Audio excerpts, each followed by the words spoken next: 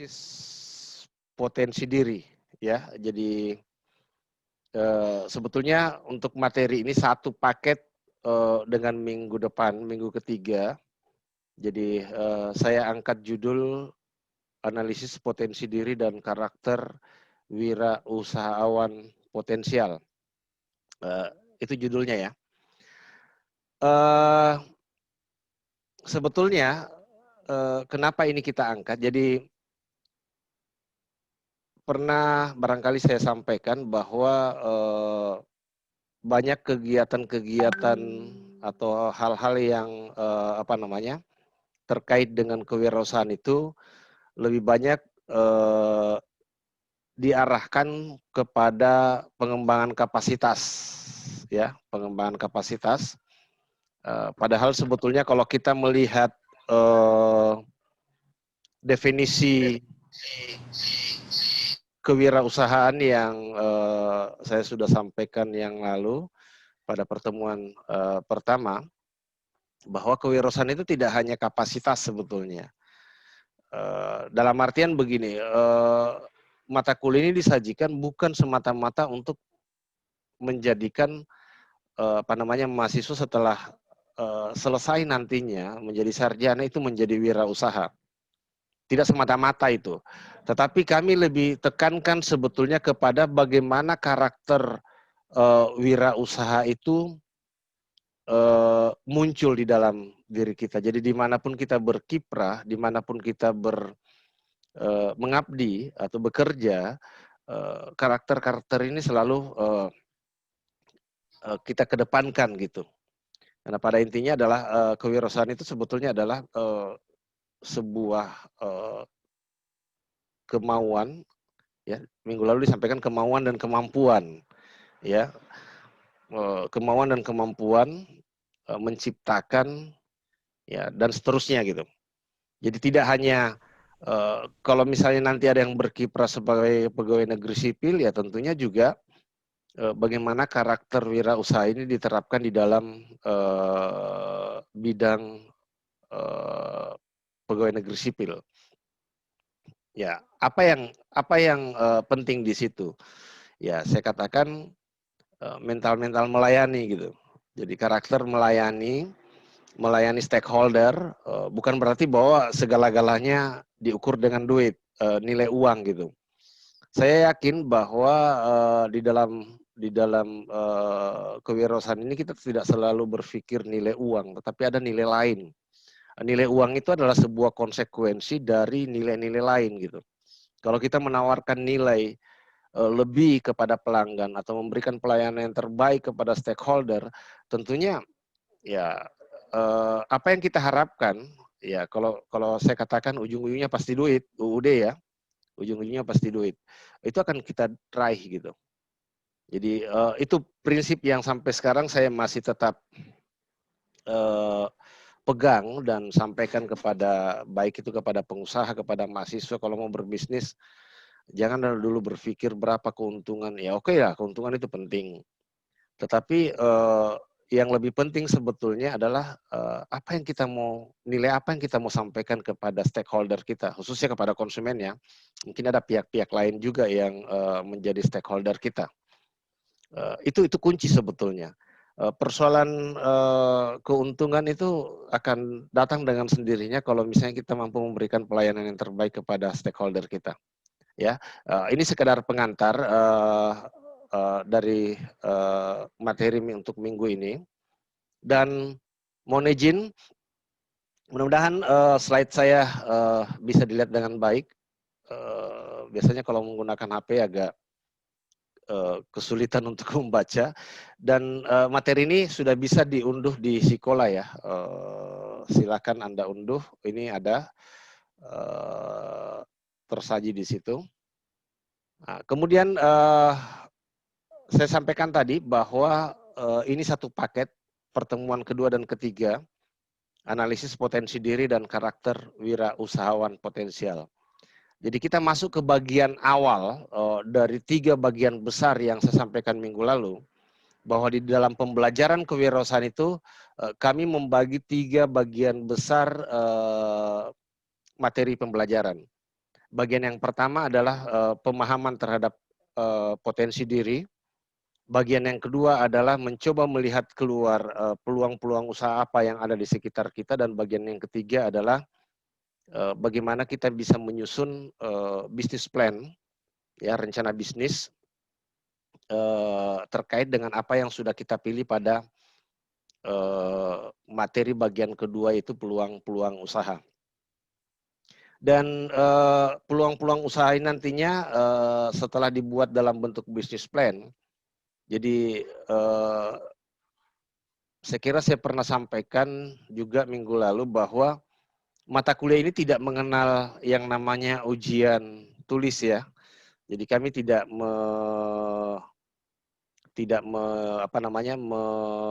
melakukan ujian tulis, baik itu mid test maupun final test.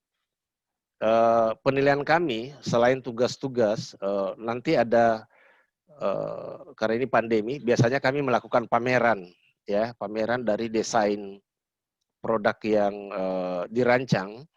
Tetapi kemarin kami sempat diskusi dengan tim dosen, saya berharap sebetulnya nanti bagian akhir ini bisnis plan-nya itu bisa divideokan, ya. Jadi divideokan, jadi kita akan lihat bersama videonya. Mungkin kalau ada masukan-masukan, barangkali kita bisa diskusikan di kelas virtual pada saat materi terkait dengan presentasi bisnis plan itu dilaksanakan. Itu terkait dengan hubungan antara bagian besar dari pembelajaran kita dengan materi yang akan saya sampaikan pada minggu kedua dan minggu ketiga. Karena materi ini agak luas, makanya saya akan bagi analisis potensi diri itu pada minggu ini. Kemudian insya Allah minggu depan kita akan membahas sedikit tentang karakter wirausahawan potensial. Jadi untuk minggu ini kami mengajak Anda untuk melakukan evaluasi diri, ya, mencoba merenungi siapa diri kita. Kemudian minggu depan kita akan mencoba bercermin, ya, karakter-karakter wirausahawan yang potensial itu yang bagaimana sih. Nah, kemudian kita evaluasi apakah kita memiliki itu atau tidak. Ya, evaluasi diri bukan berarti bahwa ya, kita menilai bahwa bukan hanya sekadar menilai bahwa kita memiliki karakter itu atau tidak, tetapi lebih daripada itu kita masuk ke dalam tahap penyadaran diri sebetulnya. Ya, oke. Saya lanjut. Oke, sub capaian pembelajaran mata kuliah ini. Jadi setidaknya setelah pembelajaran ini,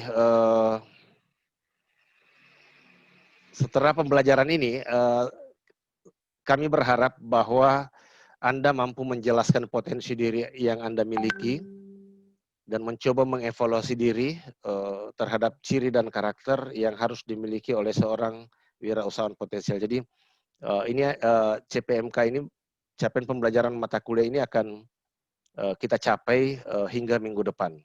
Ya, ini saja yang kami akan evaluasi. Ya, apakah Anda mampu untuk mengevaluasi diri Anda atau tidak gitu. Ya, jadi dua hal yang akan kita capai dalam proses pembelajaran ini. Ya, oke. Kemudian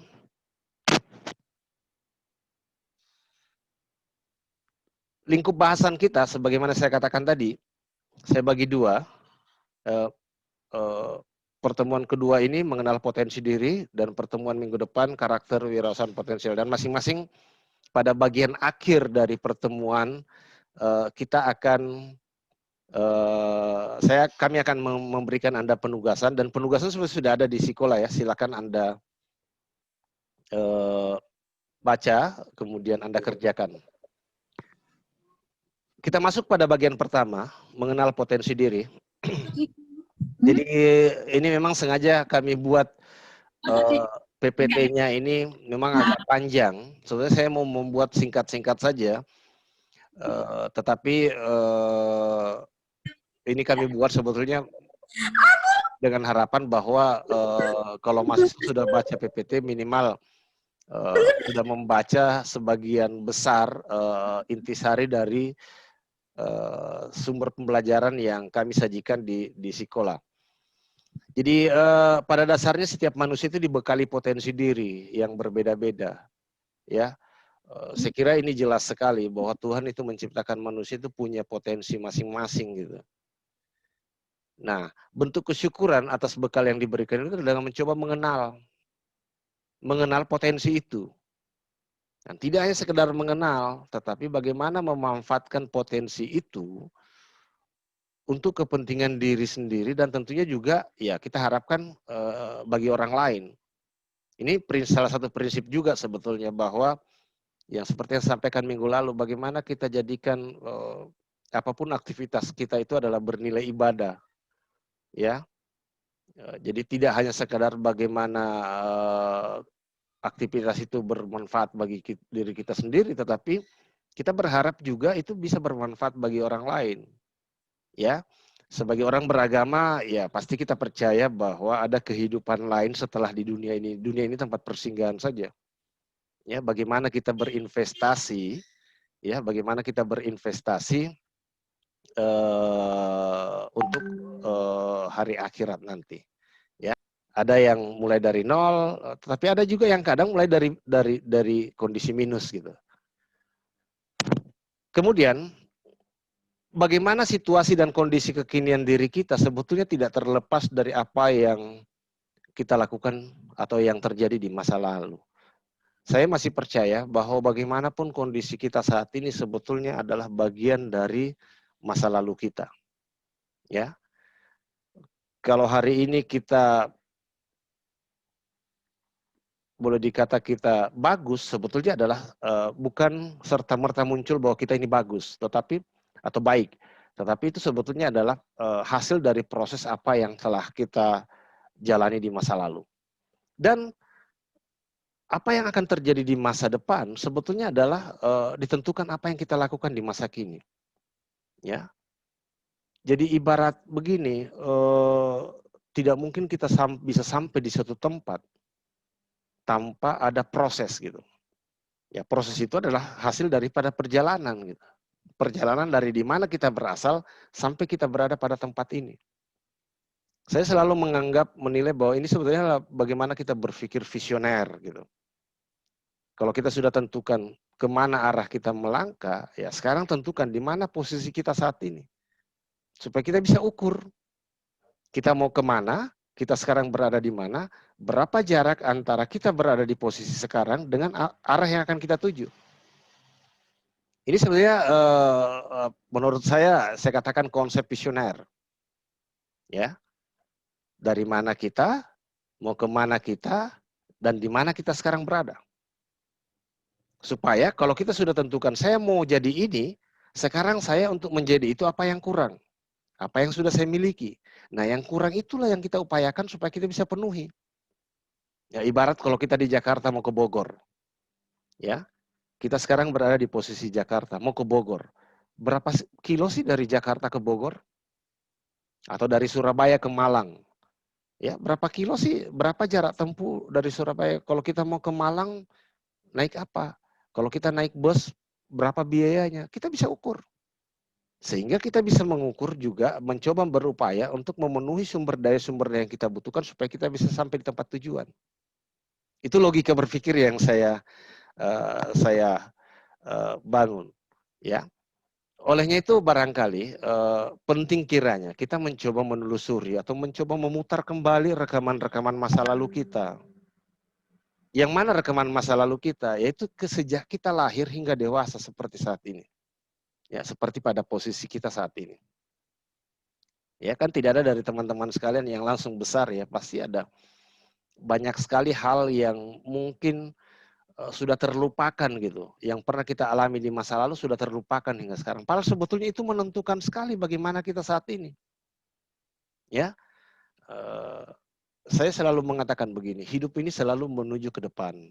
Saya selalu menggunakan ilustrasi perjalanan. Kita harus melangkah ke depan. Tetapi ya kita harus melihat ke belakang juga. Kenapa kita harus melihat ke belakang? Karena di belakang itu banyak hal yang bisa kita jadikan pelajaran. Banyak pengalaman-pengalaman yang telah kita lalui yang bisa kita jadikan pelajaran. Di masa lalu ada kesalahan-kesalahan yang kita buat, ya tentunya dari titik sekarang sampai ke masa depan itu jangan kita ulangi lagi. Ya, saya teringat ada satu pengusaha yang pernah saya bina di Makassar. Saya terkejut juga, terpampang tulisan di ruangan produksi. Dia mengatakan begini kepada karyawannya, jadi dia tulis besar-besar di ruangan produksi. Silakan berbuat kesalahan, ya, silakan berbuat kesalahan, tetapi jangan mengulangi kesalahan yang sama yang Anda lakukan kemarin. Saya bertanya kepada pengusahanya, ini artinya apa, Pak? Dia jelaskan kepada saya, maksud saya begini, saya menginginkan karyawan saya belajar dari pengalamannya. Kalau hari ini dia melakukan kesalahan di dalam pengguntingan, saya berharap besok dia tidak melakukan kesalahan pengguntingan. Mungkin ada kesalahan lain yang dia buat. Hari esoknya dia bikin lagi kesalahan yang baru. Akhirnya suatu saat kesalahan itu akan hilang. Ya, cacat produksi itu akan berkurang. Kenapa? Karena dia ajak karyawannya untuk berbuat kesalahan yang berbeda dalam setiap hari. Ya syukur-syukur katanya kalau tidak ada kesalahan yang dia buat. Tapi yang namanya manusia, ya kadang kan ada human error.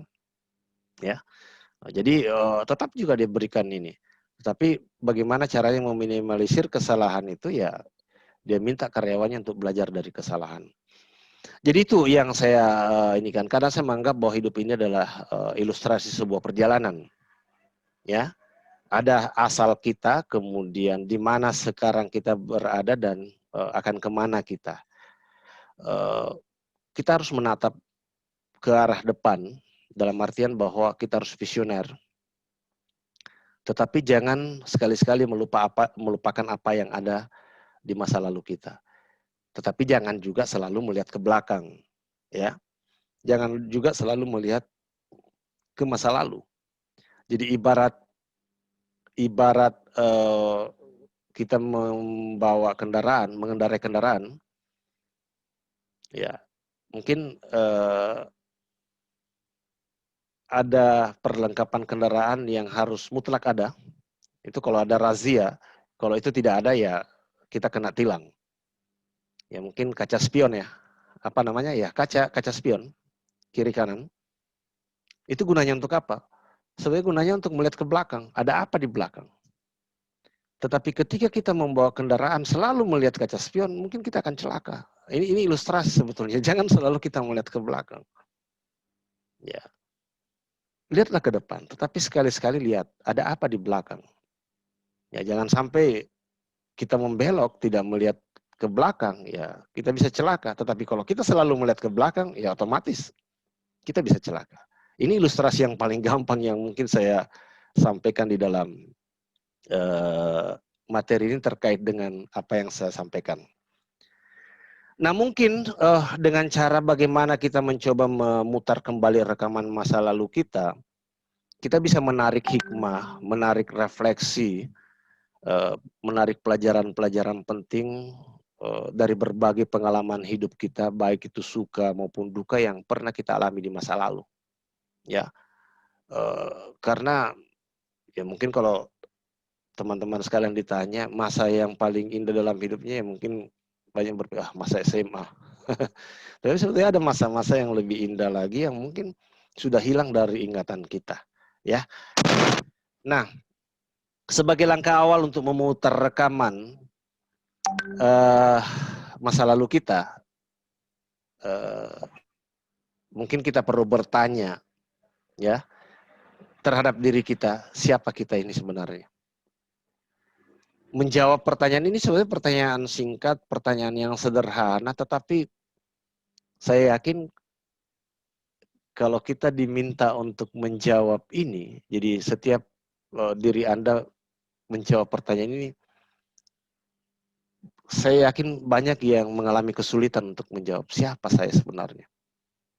Ya, ya. menjawab pertanyaan ini tidak hanya sekedar siapa kita, nama kita, anaknya siapa kita kuliah di mana, tidak hanya sekedar itu. Tetapi yang saya katakan tadi, setidaknya kita bisa melihat, kita bisa menarik hikmah, menarik refleksi, pelajaran penting dari apa sebetulnya yang terjadi di masa lalu kita, membuat kita seperti saat ini. Nah, ini juga merupakan bagian dari tugas, ya. Kami ingin mengajak Anda untuk mencoba memutar kembali rekaman hidup Anda, ya, di masa lalu hingga ke titik saat ini, ya. Saya ingin membantu Anda dengan mencoba melihat 4 masa. Ada 4 masa. Yang pertama, masa asuhan dalam keluarga pendidik. Yang kedua, masa pendidikan di luar rumah. Yang ketiga, masa pengalaman mencari nafkah.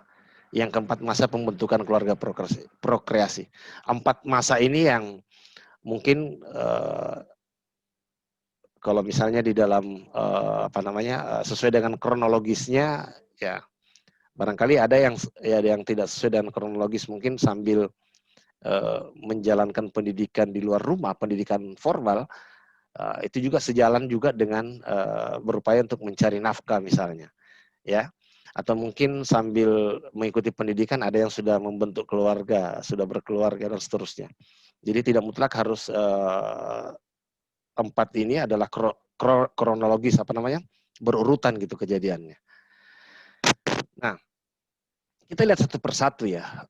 Tolong ini disimak. Kenapa? Karena ini nanti menjadi bagian dari tugas Anda untuk minggu ini ya. Jadi sejak kita lahir sebetulnya kita dibesarkan oleh keluarga, dalam hal ini orang tua kita, ada ayah, ada ibu. Tetapi tidak mustahil juga ada di antara kita yang mungkin tidak dibesarkan oleh orang tua kandung karena sesuatu hal, atau ada juga yang mungkin dibesarkan oleh single parent, salah satu dari orang tua sudah tidak ada, ya. Dan ada juga bahkan yang orang tuanya lengkap, tetapi karena kondisi tertentu dia dipelihara oleh neneknya, dipelihara oleh pamannya, bibinya dan seterusnya, ya.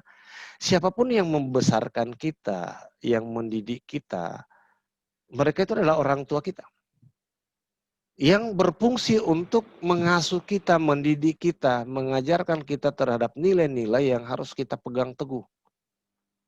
Ya, saya yakin mungkin kalau saya minta satu persatu menyebutkan bagaimana pengalaman ketika hidup di dalam lingkungan keluarga, belum keluar ya, belum keluar bergaul, atau mungkin sebagian besar waktunya dimanfaatkan di dalam rumah, di dalam keluarga pendidik, ya barangkali banyak yang bisa kita ceritakan di situ.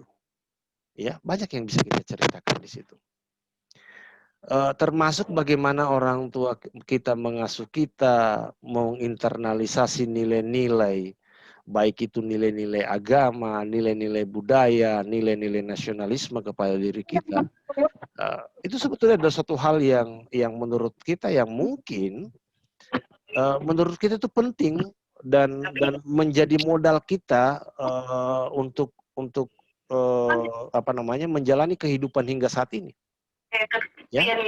Nah, makanya mereka yang membesarkan, mengasuh, mendidik dan mempersiapkan diri kita agar suatu saat kita bisa lepas, mandiri sebagai manusia yang bisa menentukan diri sendiri, menentukan tindakan-tindakan dan langkah yang dilakukan untuk menuju ke masa depan, ya tentunya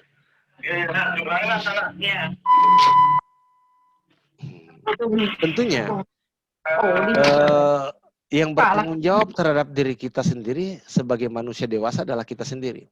Ingat, kalau definisi manusia dewasa itu adalah umur berapa ya? 18 tahun ke atas ya. Ya 18 tahun ke atas itu seperti Anda, itu sudah dewasa.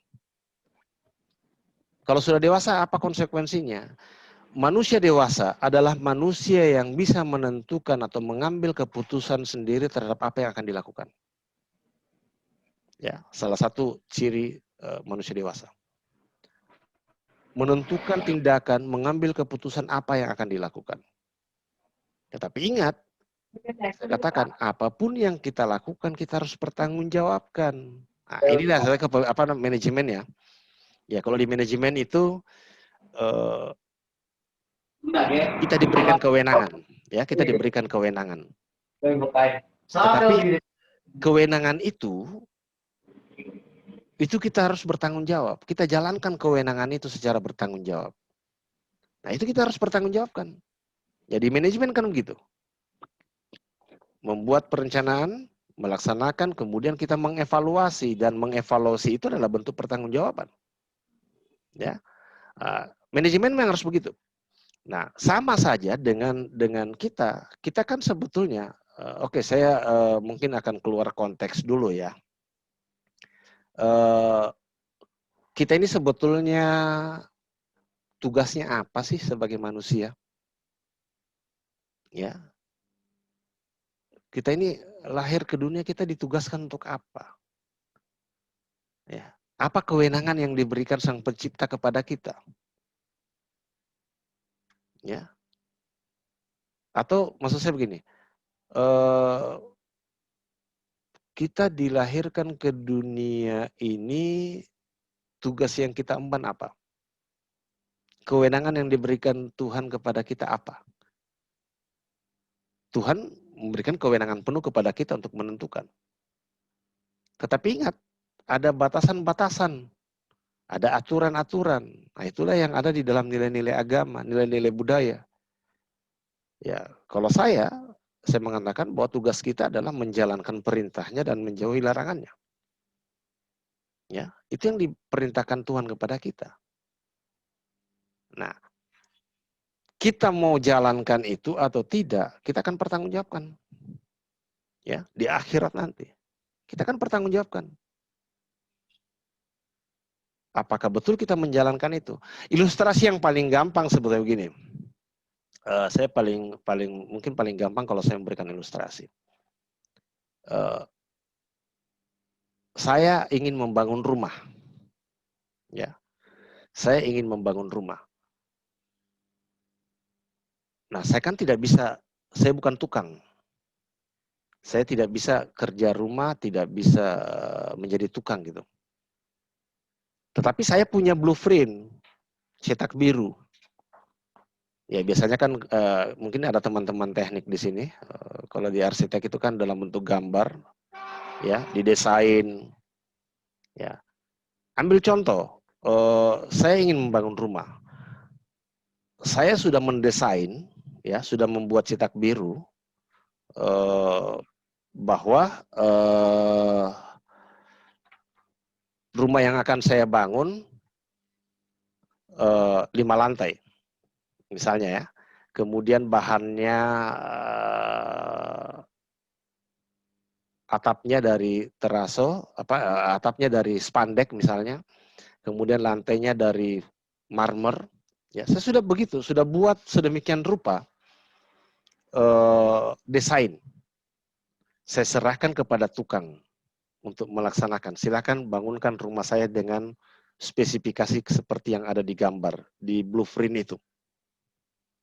Kira-kira bagaimana perasaan kita ketika kita sudah membuat gambar 5 lantai, atapnya spandek, kemudian lantainya marmer, misalnya ya.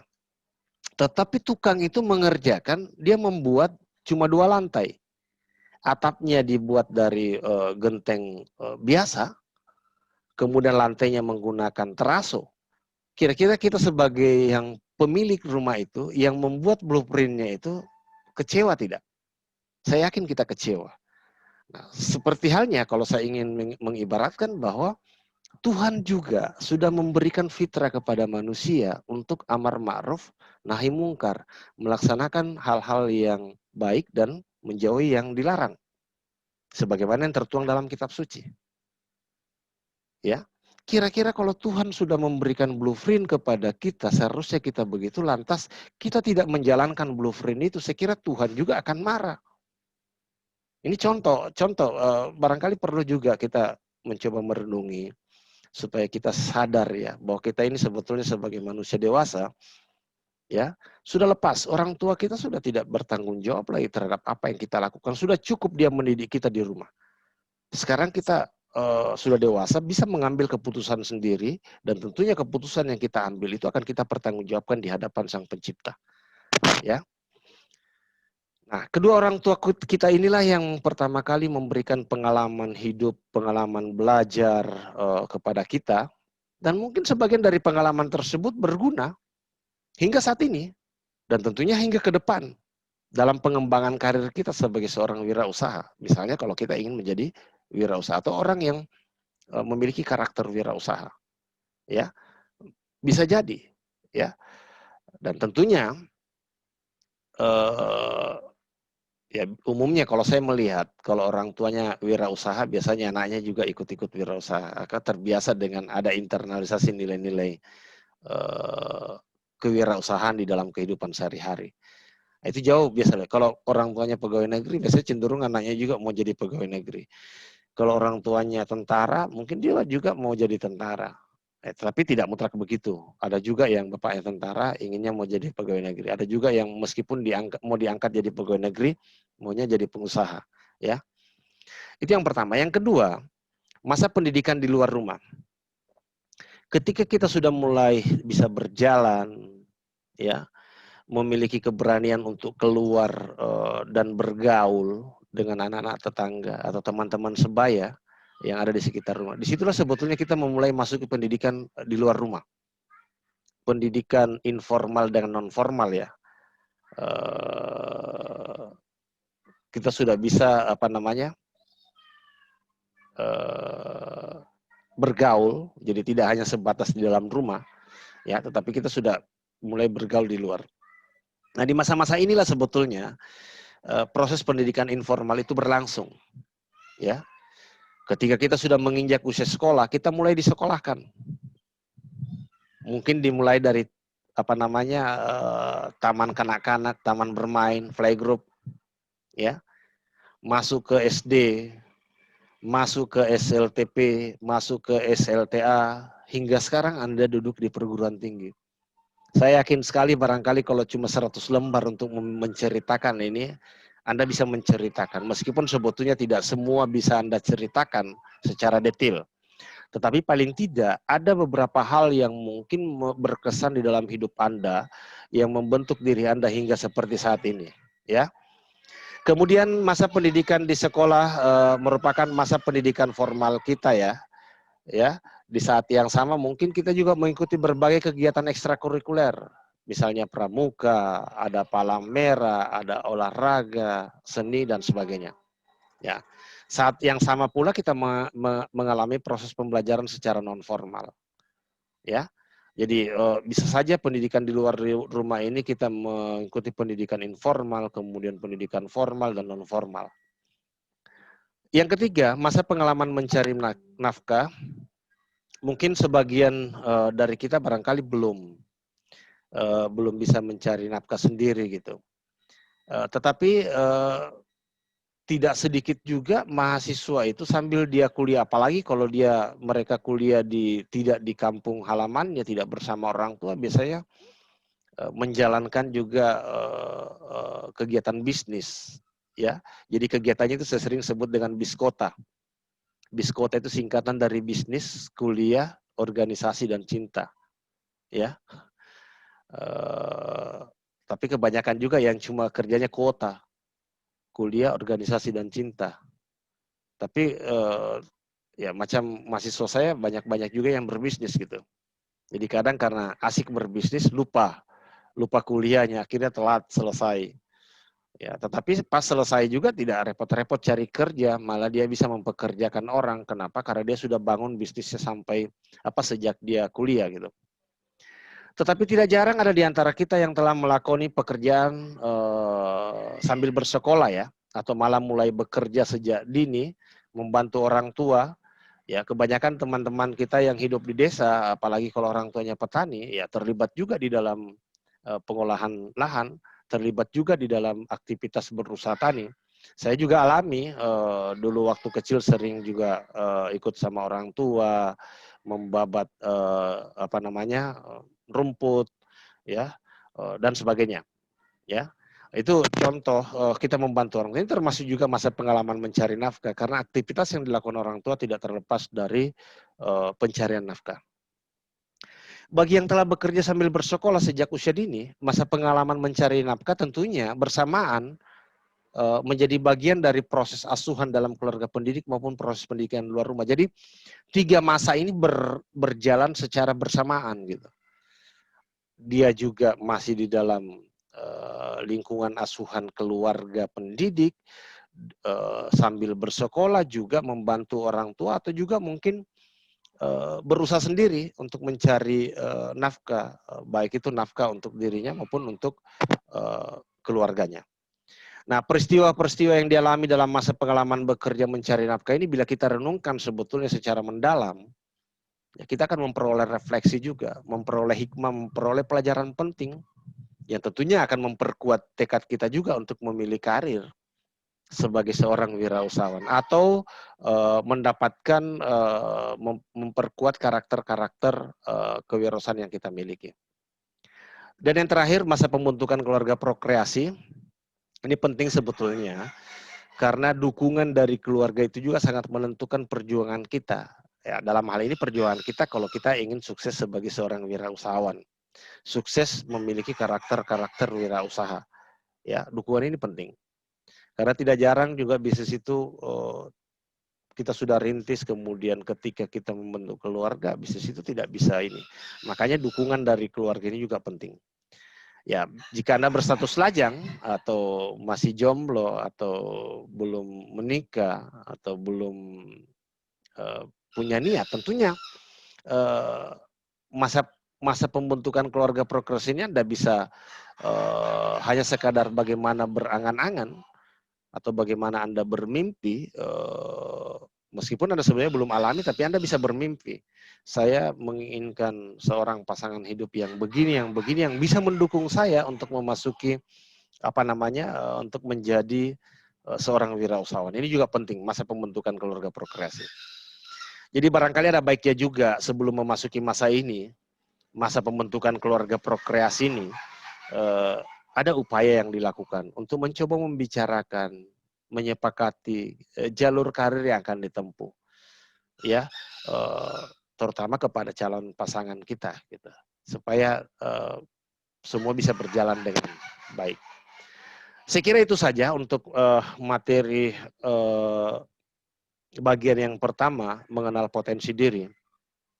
Tugas Anda sebagaimana yang muncul, yang kami juga sudah sampaikan lewat Sikolah, ya, ini tugas individu 2. Anda kami minta untuk menuliskan pengalaman hidup Anda dalam bentuk esai. Ya, esai siapa aku. Esai ini paling tidak memuat pengalaman hidup Anda, menceritakan masa asuhan dalam keluarga pendidik seperti yang saya sampaikan tadi, masa pendidikan di luar rumah, masa pengalaman mencari nafkah, dan masa pembentukan keluarga prokreasi. Ya, Anda tulis semenarik mungkin, ya, sesuai dengan kronologis kejadian. Jadi bisa saja ada yang seri kejadiannya, ada yang paralel, ya, ada yang seri kejadiannya, ada yang paralel. Sambil Anda bersekolah, Anda juga mencari nafkah, Anda juga melakukan kegiatan-kegiatan yang sifatnya lain gitu. Jadi silakan Anda berkreasi. Jadi saya tidak ingin membatasi. Ya biasanya kalau orang yang kreatif itu, kalau kita ingin mendidik seseorang menjadi kreatif, jangan memberikan batasan-batasan gitu. Batasan-batasan yang terlalu mengekang sehingga agak sulit untuk berimprovisasi, mengekspresikan apa yang ada di dalam pikiran kita.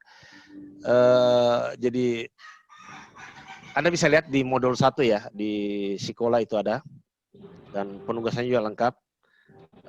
Silakan Anda tulis semenarik mungkin, seakan-akan kalau kita baca itu kita larut di dalam cerita Anda gitu loh. Ya, tidak ada batasan halaman, silakan Anda menulis, dan saya kira ini juga merupakan bagian dari autobiografi Anda. Jangan sampai suatu saat nanti Anda menjadi orang yang sukses, Anda tidak repot lagi untuk menuliskan autobiografi Anda karena sudah ada yang Anda pernah tuliskan, sisa Anda menambahkan gitu. Ditulis semenarik mungkin, tetapi tidak mutlak Anda harus bagi menjadi empat tahapan ini. Tetapi setidak-tidaknya mungkin judulnya juga bisa Anda ubah, bukan siapa aku. Mungkin Anda ambil tarik judul sesuai dengan isi cerita di dalam, apa yang bisa mewakili sebagai judul, ya.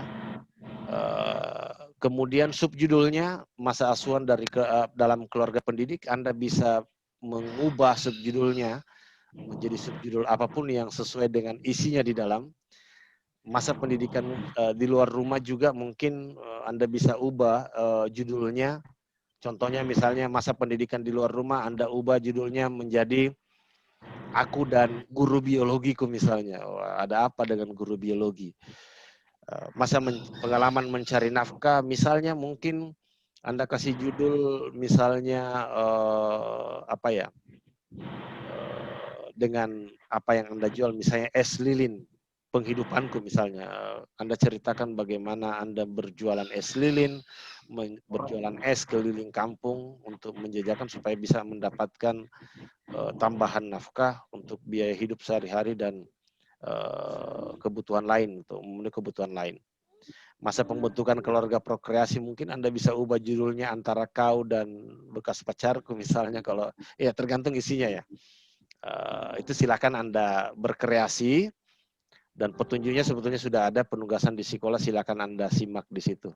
Saya kira itu saja untuk materi yang penting saya sampaikan pada kesempatan ini. Ya, dan silakan kalau ada yang mau ditanyakan, saya persilahkan kepada Anda untuk bertanya. Bapak mau bertanya, Pak? Iya, silahkan deh. Itu tuh nanti berarti kita buat esainya itu per sub-sub ya, Pak? Yap. Atau disatuin semuanya? Bisa. Oh, Bisa juga kalau mau lebih ini dibuatkan apa namanya, dibuatkan sub-sub judulnya, bisa juga mengalir saja begitu. Kami tidak pentingkan format, sebetulnya yang kami pentingkan adalah isinya gitu. Ya. Makanya sering ada yang bertanya, Pak tugasnya gini-gini. Saya bilang saya tidak mau membatasi. Tapi memang ada batasan bahwa harus diketik ini, sembirnya gini, hanya untuk apa namanya, memudahkan kami untuk memeriksa. Tetapi untuk hal-hal lain yang tidak substansial, kami tidak memberikan batasan. Ya. Silakan berkreasi, silakan karena terus terang di mata kuliah yang saya ajarkan berpikir kreatif, saya mencoba menghilangkan beberapa hambatan-hambatan yang sering membuat orang tidak kreatif. Jadi hambatan normatif yang tidak boleh, pokoknya harus begitu. Hambatan matematis 1 tambah 1 harusnya 2, tidak boleh 3. Hambatan psikologis dan seterusnya. Silakan Anda berkreasi. Sepanjang mengikuti norma-norma umum ya, mengikuti aturan-aturan yang sifatnya umum. Tapi kalau hal isinya, substansinya, silakan Anda berkreasi.